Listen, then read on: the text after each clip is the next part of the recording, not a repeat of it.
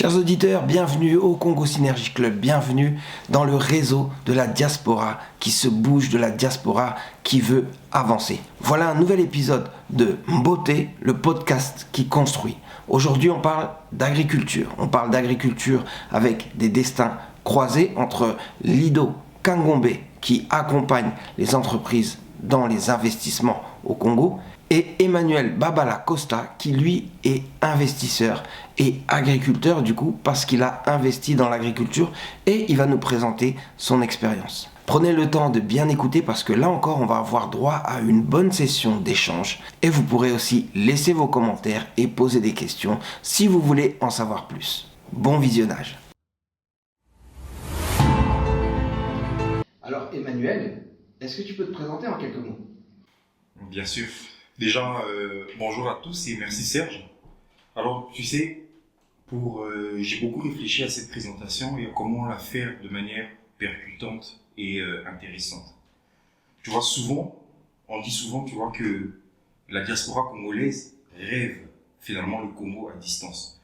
Alors moi, Emmanuel, j'ai choisi d'enraciner ce rêve dans la terre. Alors, qui suis-je ? Je suis Emmanuel Babala Costa, un investisseur à la double casquette, un expert en haute technologie et un passionné de l'agriculture. Finalement, j'évolue entre deux ponts que j'essaie de concilier. La diaspora qui pense et le Congo qui produit. Et donc, de par mon parcours, j'essaie de montrer qu'on peut investir autrement au Congo. Avec pragmatisme, et avec méthode et résultat. Toi Lido, un petit mot sur qui tu es et ce que tu fais ? Oui, bien sûr.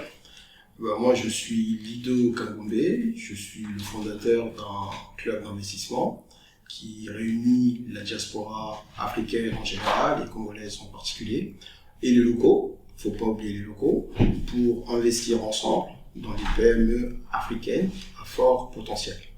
Pourquoi j'ai créé ce club ? Parce que j'ai observé longuement que beaucoup d'opportunités en Afrique échappent complètement aux Africains eux-mêmes. Et par la même occasion, j'ai aussi remarqué que les grandes opportunités, elles sont toutes captées par les investisseurs locaux, au détriment des Africains et de la diaspora. Donc partant de là, j'ai décidé d'inverser les choses et de changer les choses également, parce que tout seul, j'ai pas les poches assez profondes, personne parmi nous a les poches assez profondes, mais ensemble, en mutualisant, on peut réellement changer les choses. Donc voilà l'objet du club. Et pour finir par cette présentation, le but principal, c'est de créer de la richesse, la vraie richesse, créer des emplois et surtout d'avoir un vrai impact social. Donc, pour finir, je rajouterai même, c'est aussi un moyen de consolider le développement économique du Congo et de l'Afrique en général et d'arriver peu à peu à une souveraineté économique réelle. Donc voilà l'objectif et l'objet du club. Très bien, alors on voit vos profils. Maintenant, une question importante quand même, parce que quand on voit vos profils, on voit que vous êtes d'horizons différents. Pourquoi avoir choisi l'agriculture pour investir en RDC ? Le choix de la RDC, en fait, lorsqu'on observe la RDC, le constat, c'est un paradoxe. Pourquoi ? Parce que chaque année, au-delà même de chaque année, si on regarde très bien, même je dirais, parce que ça m'a un petit peu échappé, la RDC possède plus de 80 millions d'hectares de terres arables. À peine 10% sont exploités. Donc tout de suite, on voit déjà qu'il y a un potentiel, parce que 90 millions sont là, il n'y a rien qui s'y passe, ils sont là. Et on remarquera qu'en même temps, le pays importe pour plus d'1 milliard de dollars de produits alimentaires chaque année. Un véritable paradoxe. En même temps, on observe également, il y a un autre mouvement que chacun d'entre nous semble oublier. Chaque année, il y a des milliards qui sont envoyés au pays, souvent sous forme de transferts familiaux. Et j'aimerais juste pour qu'on réfléchisse un petit peu, et en imaginant si une partie de cet argent était réorientée vers les projets, par exemple agricoles, bien structurés, avec une mécanisation et un bon système d'irrigation pour au final avoir une transformation locale, mais l'impact serait énorme, on ne s'en rend pas compte. Et justement, c'est là que la diaspora peut jouer un rôle déterminant. Et je dirais en même temps, c'est exactement ce que moi je fais avec le club, c'est de transformer justement un sentiment, un soutien sentimental, tout simplement en investissement productif. Donc voilà ce que je dirais justement pour mon choix de vouloir investir en RDC et dans le secteur agricole. Alors, dans mon cas, c'est très drôle ce que tu viens de dire, puisque on part finalement tous du même constat, de la même frustration. Donc, j'ai regardé mon pays et je me suis dit, mais comment se fait-il, un peu comme toi, qu'avec toutes les richesses et tout le potentiel qu'on a finalement, qu'on soit autant dépendant des importations. Alors moi, je suis un peu un baroudeur. J'aime aller sur le terrain, aller dans l'arrière-pays et voir les choses de mes propres yeux. Et donc j'ai visité notamment le Congo central profond, dans l'arrière-pays. Je suis allé jusqu'à la frontière avec l'Angola.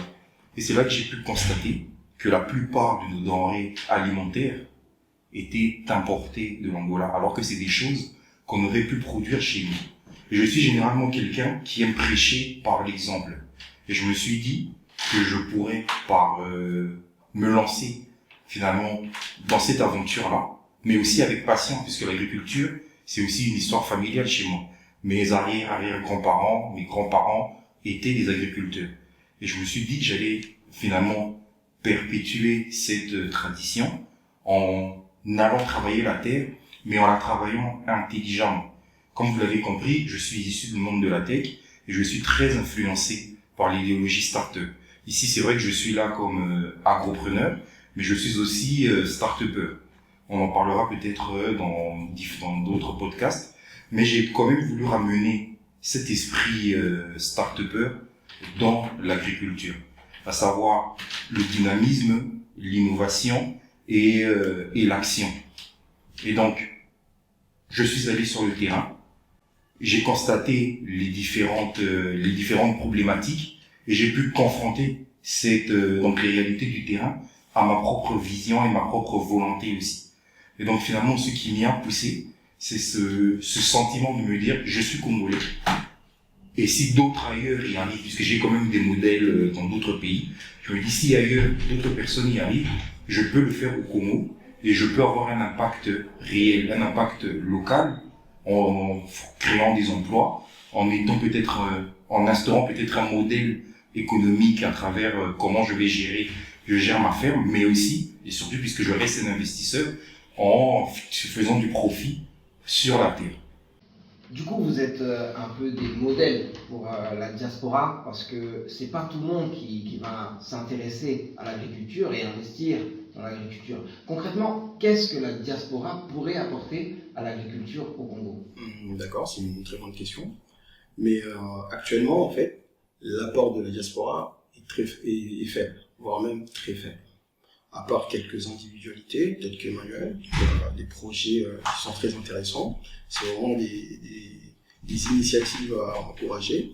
Mais sinon, de manière générale, c'est très très très faible. Mais ça peut vite évoluer dans le temps si on s'y met tous.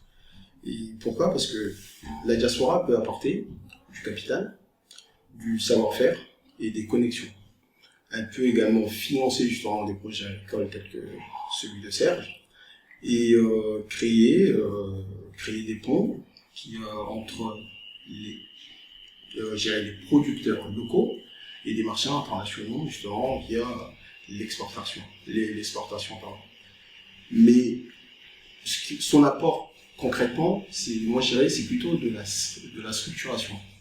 C'est tout simplement transformer une agriculture de subsistance en un secteur productif, rentable et porteur d'emplois durables. Alors Emmanuel, tu es de la diaspora, tu investis. Quelles sont tes plus grandes réussites dans l'activité ? Alors, je dirais que ma plus grande réussite, c'est d'être passé du discours à l'action. C'était vraiment le point le plus difficile, puisque étant de la diaspora, on est à l'étranger et c'est compliqué de se projeter sur un projet à 2000 km de notre lieu d'habitation. Donc c'est pour moi la plus grande réussite. Mais au-delà de ça, la seconde réussite, si on peut le dire ainsi, c'est d'avoir pu matérialiser la vision que j'avais. C'est-à-dire que je ne voulais pas faire de l'agriculture de subsistance, je voulais le faire différemment. Et donc dans ma feuille de route, c'était de commencer par structurer l'organisation du travail et arriver en définitive à une forme même pas une forme, mais à une industrialisation réelle de ce que je fais. Que ce soit de comment je produis, jusque donc de la production sur le terrain, en le faisant de manière mécanique, avec des tracteurs et autres par exemple, et aussi derrière pouvoir transformer ce que les produits de ma terre finalement. Actuellement, je n'en suis pas encore à la transformation, mais par contre, j'ai bien avancé sur la phase de structuration. Je me demande quelle est ma plus grande réussite. Par exemple, je suis arrivé sur un terrain, et ça fait aussi partie des erreurs de débutants, un terrain sur lequel je n'avais pas d'eau. Et donc, plutôt que d'arrêter et de faire un peu comme beaucoup le font, c'est-à-dire me lancer sur des projets comme des arbres fruitiers à horizon 10 ans, ou du pommier qui est pas mal laissé comme culture, mais qui est fait par beaucoup de personnes, je me suis dit que j'allais finalement partir de cette erreur-là pour en sortir quelque chose d'intéressant. Donc, à partir de là, j'ai commencé à contacter des professionnels. Et donc, avec ces professionnels-là, on a pu faire un forage. On a mis en place un système d'irrigation qui me permet, sur la région sur laquelle je suis actuellement, de cultiver des produits maraîchers. Comme ça peut être de la tomate, du piment de Cayenne, comme dernièrement j'en ai produit, du bilolo, pointe noire, qui sont normalement des choses qu'on ne produit pas sur le terrain sur lequel je suis. Mais j'ai quand même pu transformer ces choses-là parce que je me suis donné les moyens et le temps, et que j'ai contacté des professionnels pour ça. Et donc, je pense qu'une autre des fiertés que je peux mettre modestement à mon actif, c'est de commencer à avoir un petit impact local. Parce que finalement, je crée des emplois. J'ai actuellement à peu près 5 permanents. Et en fonction des saisonnabilités de mes cultures, je peux monter jusqu'à 15 voire 20 salariés saisonniers. À côté de ça, j'inculque aussi, il y a du transfert de compétences, puisque je travaille différemment. Par exemple, là, j'essaie d'avoir des cultures qui sont bio, et pour travailler des cultures bio, ça demande des technicités qui sont différentes de celles qui sont faites par la plupart des personnes. J'essaie d'avoir des cultures, une organisation du travail structurée et maîtriser aussi la saisonnabilité et la production. Et là encore, c'est des choses qui ne sont pas dans le chef de tous les locaux avec lesquels je travaille. Et à côté de tout ça, ça finit par créer une certaine forme de reconnaissance autour de ma ferme, où j'ai des personnes qui viennent conquérir du travail et parfois même aussi prendre des conseils.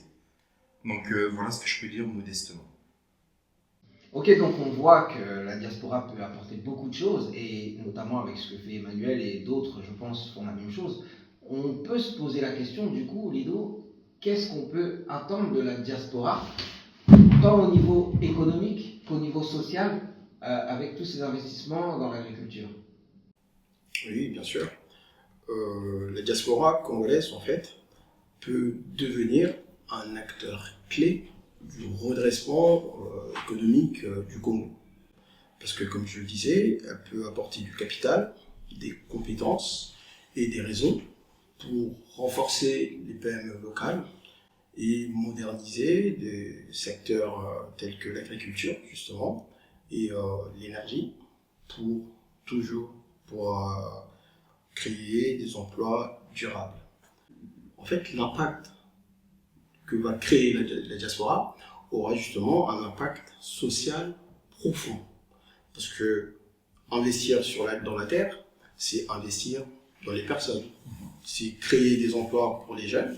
Je l'ai dit tout à l'heure, on est un pays de plus de 100 millions d'habitants, avec 60% des jeunes de moins de 20 ans. Donc il faut absorber toute cette masse.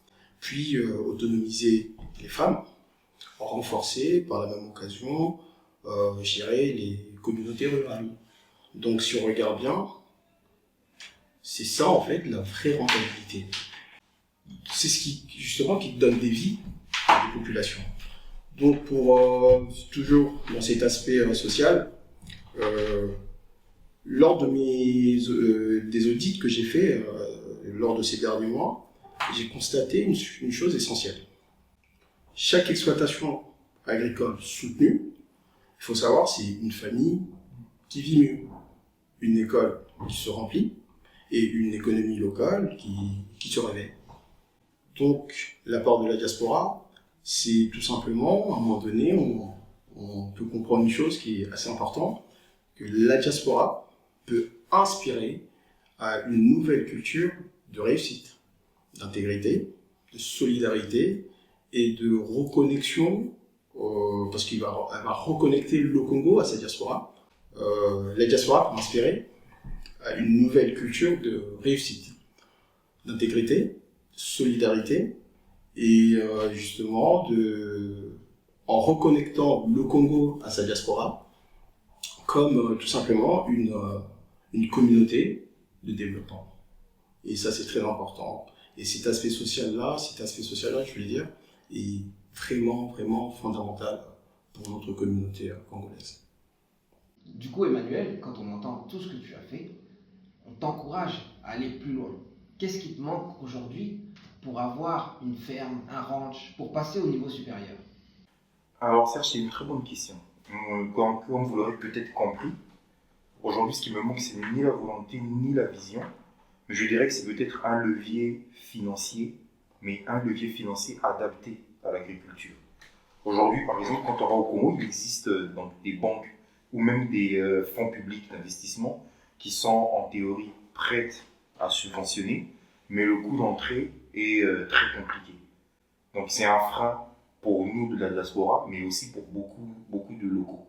Quand je parle de fonds d'investissement, de levier financier intelligent, je veux dire qu'on a besoin d'un capital, ce que je dirais un capital patient, c'est-à-dire un financement qui comprend que l'agriculture, les rendements dans l'agriculture ne se construisent pas, ne se comptent pas en trimestre, pas toujours du moins, mais souvent que c'est des rendements ou des financements dont la rentabilité se fait sur la durée et qui sont généralement plus prospères dans le temps.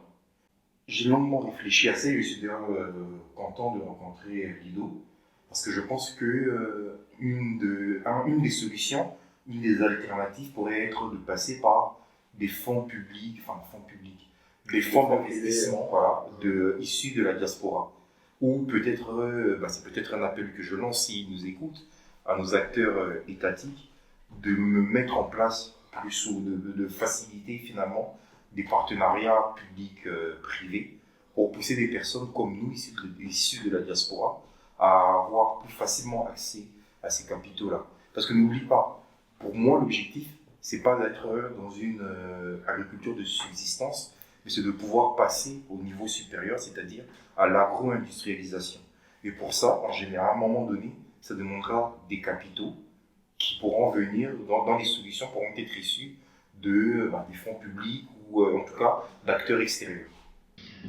Alors on entend qu'il faut des capitaux, qu'il faut de l'outillage, des machines, il faut aussi des connaissances.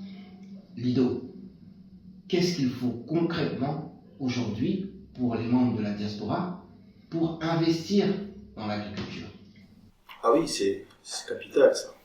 C'est d'abord, il faut s'informer, comprendre les réalités du terrain et surtout d'éviter d'aller seul. C'est très important parce que beaucoup de membres de la diaspora ils foncent sans maîtriser la chose et ça crée des échecs qu'on connaît dans nos entourages. L'agriculture, c'est un secteur noble, mais exigeant. Il faut du suivi, de la transparence et de la structuration. Puis, il faut rejoindre les initiatives collectives, telles que des fonds agricoles participatifs. Je ne sais pas si au niveau du Congo ça existe, ou des clubs comme nous, des clubs d'investissement, parce que chez Kangombe Capital, on sélectionne des projets. Grâce à un audit assez approfondi, on structure et on accompagne les projets agricoles congolais pour un succès qui va profiter à tout le monde. Alors c'est très intéressant parce qu'on voit qu'il y a quand même certaines barrières, mais Emmanuel a quand même fait de bonnes choses dans l'agriculture. Alors, que conseillerais-tu, Emmanuel, à un membre de la diaspora pour se lancer dans ce secteur, pour se lancer dans l'agriculture? Oui, alors c'est vrai qu'aujourd'hui on peut dire que je suis sur la bonne voie. Mais c'est vrai que j'ai quand même essuyé beaucoup d'échecs parce que je n'étais pas préparé. Donc le premier conseil que je donnerais à un membre de la diaspora, c'est de prendre son temps pour bien réfléchir son projet. Finalement, je me dis, oui c'est ça. Donc prendre son temps déjà pour bien réfléchir son projet et ne pas simplement se dire, un peu comme le font beaucoup, je vais avoir un champ de Bundu, ça va marcher. Non, il faut réfléchir son projet. Ensuite, surtout pour les personnes dont c'est le premier investissement, d'aller directement au Congo, visiter le terrain.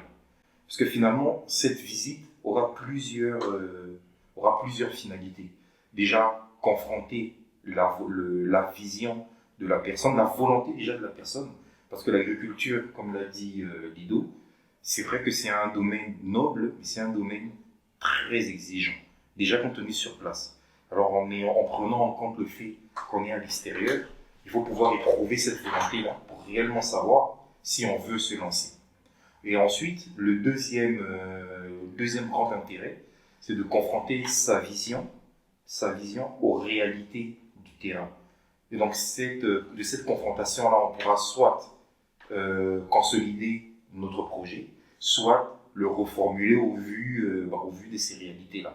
Après, l'intérêt de descendre aussi, de cette descente sur terrain, c'est de pouvoir contacter un agronome, c'est très important, aller avec cet agronome sur le terrain et avoir son avis sur les cultures qui sont propices sur ce terrain-là.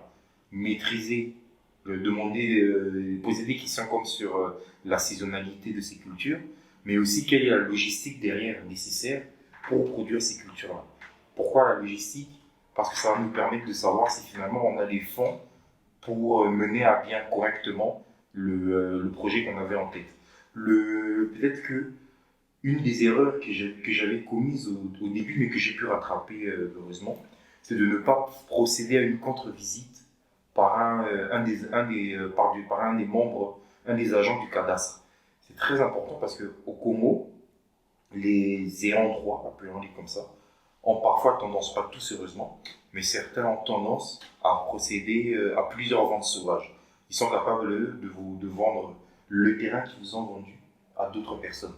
Et donc c'est important d'aller voir le cadastre déjà parce que c'est lui, étant représentant de l'État, qui serait en mesure de vous dire si ce terrain lui appartient bien à la personne qui vous vend, mais aussi et surtout que ce terrain n'a pas déjà été acquis par quelqu'un d'autre.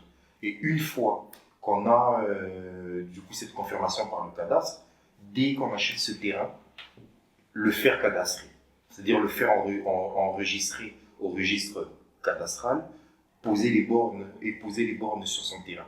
C'est primordial. Alors je dirais aux gens, donc c'est vrai que ça peut paraître compliqué au début, et donc je conseillerais aux personnes dont c'est le premier investissement de l'agriculture, de commencer petit, mais de commencer intelligemment.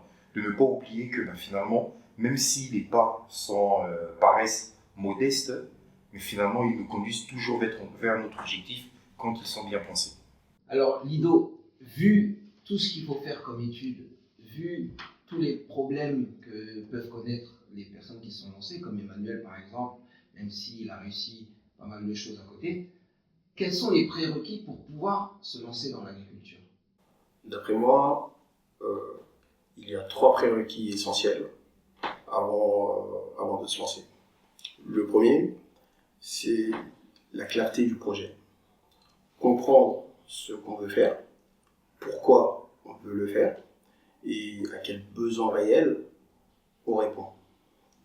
Parce que beaucoup d'entrepreneurs ont des idées, mais peu prennent le temps nécessaire faut analyser la faisabilité, le marché, la concurrence et surtout la valeur ajoutée de leur projet.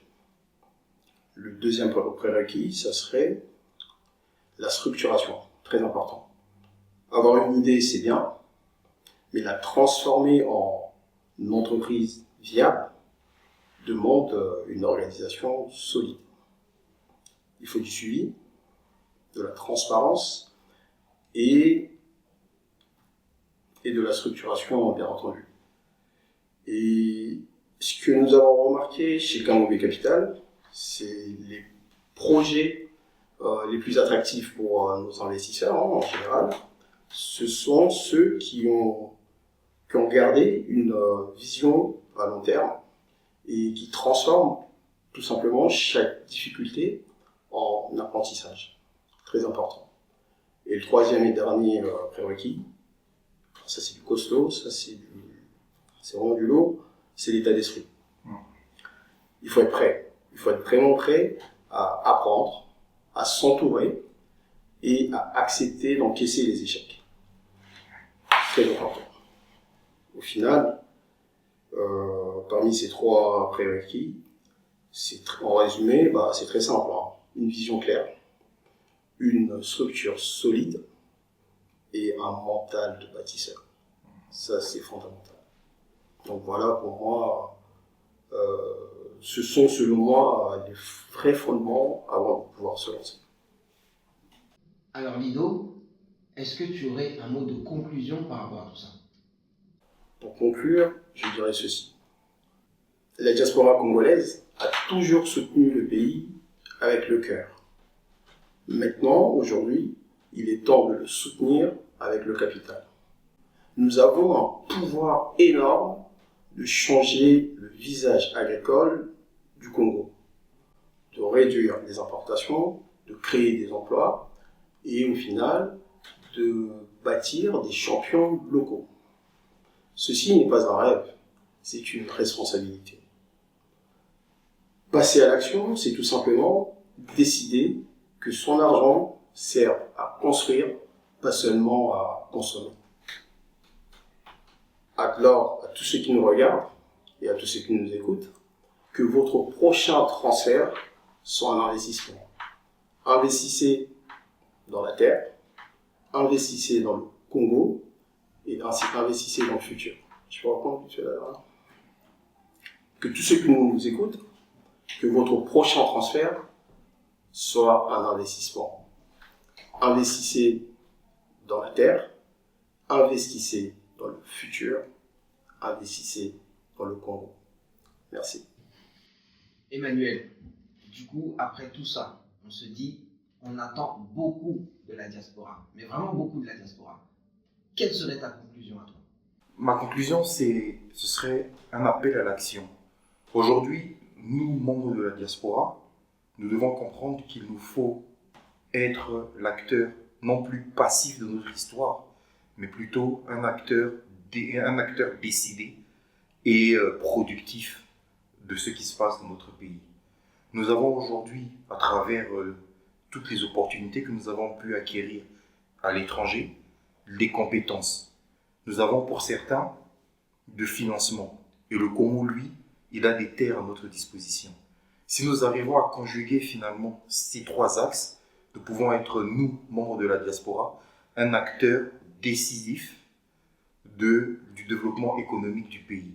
Nous avons aujourd'hui entre nos mains tous les éléments pour transformer notre pays.